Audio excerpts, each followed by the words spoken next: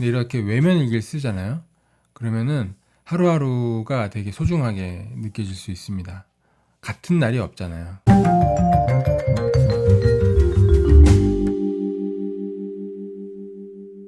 네, 안녕하세요.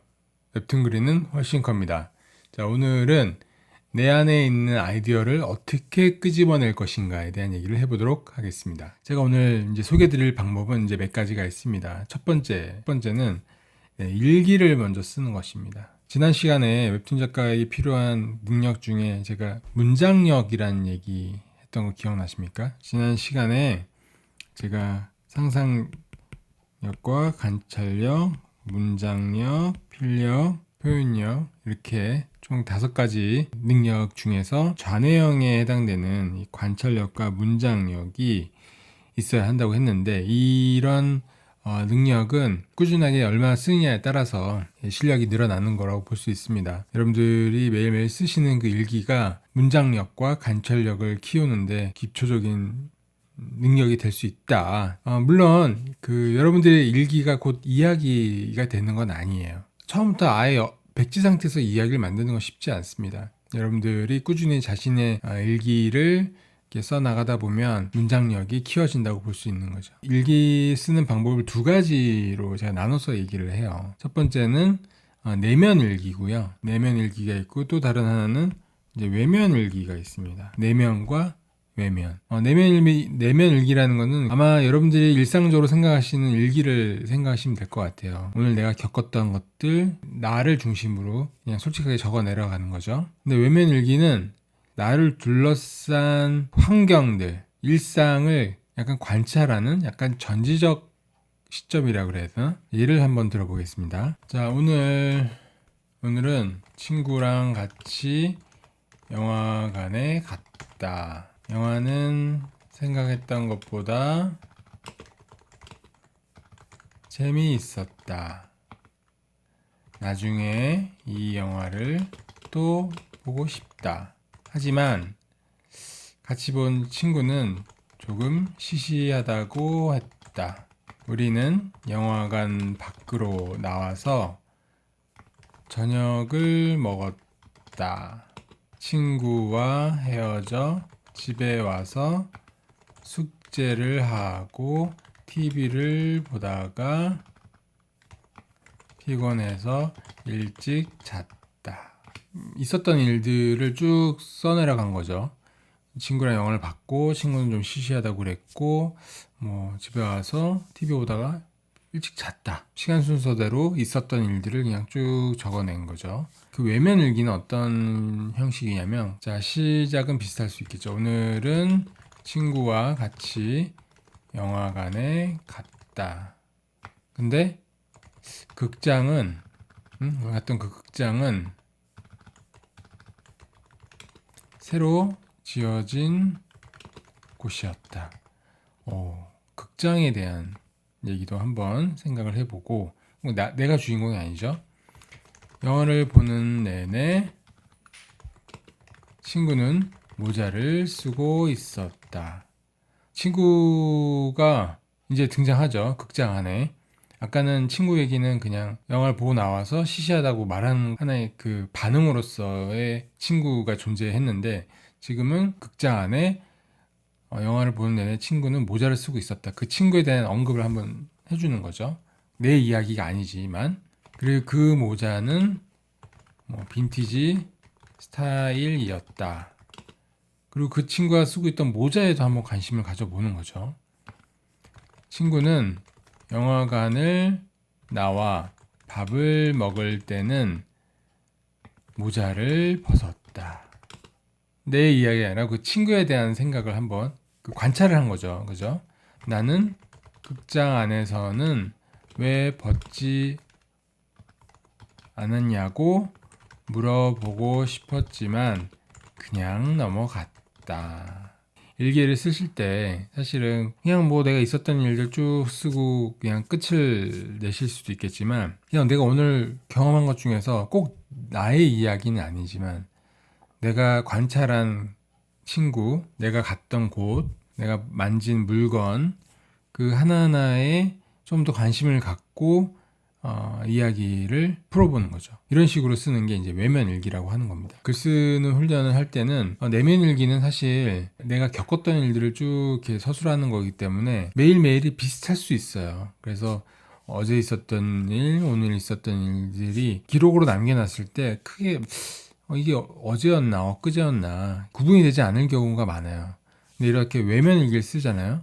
그러면은 하루하루가 되게 소중하게 느껴질 수 있습니다. 같은 날이 반복되지 않으니까. 일기뿐만 아니라 낙서를 하는 것도 상당히 창의적인 사고를 하는데 도움이 됩니다. 낙서.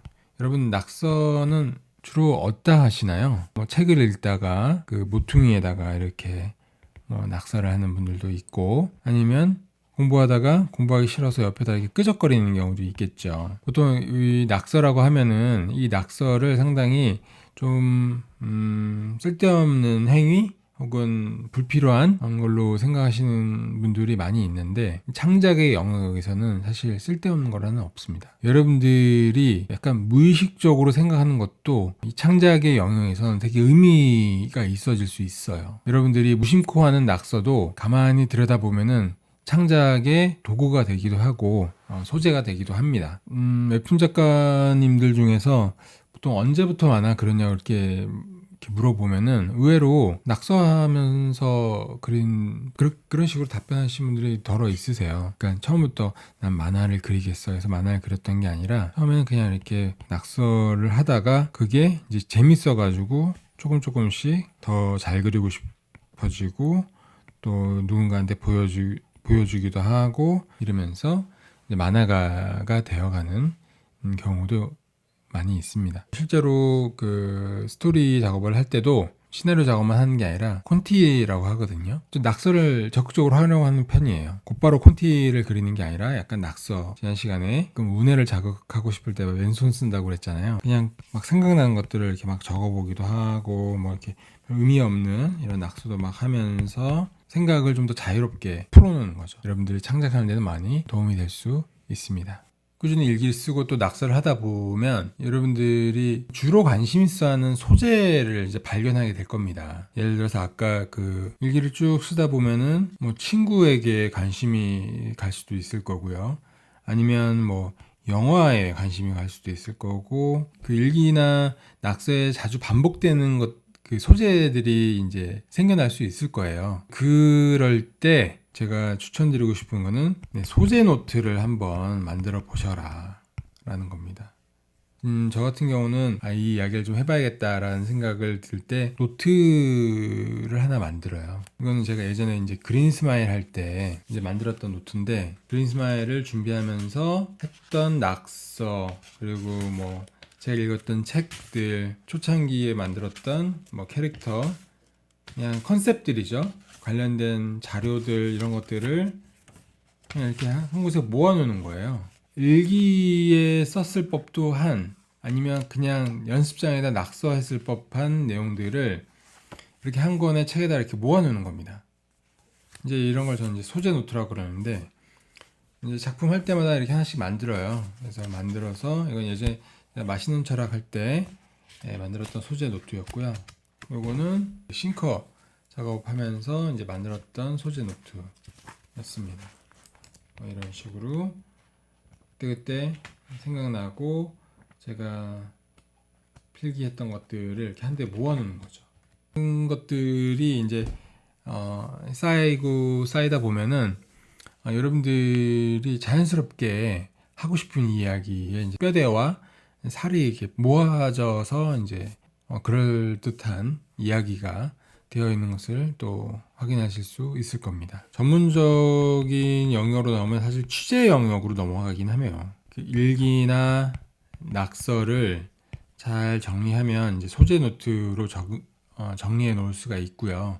이 소재 노트가 조금씩 쌓이고, 막 노트도 한 권으로 끝나는 게 아니라 여러 권이 되기도 하거든요. 쌓이면 거기에 대한 지식도 많아지고 하면서 취재를 이제 하게 될 겁니다. 취재하는 방법이 여러 가지가 있죠. 가볍게는 인터넷 검색도 가능할 거고요.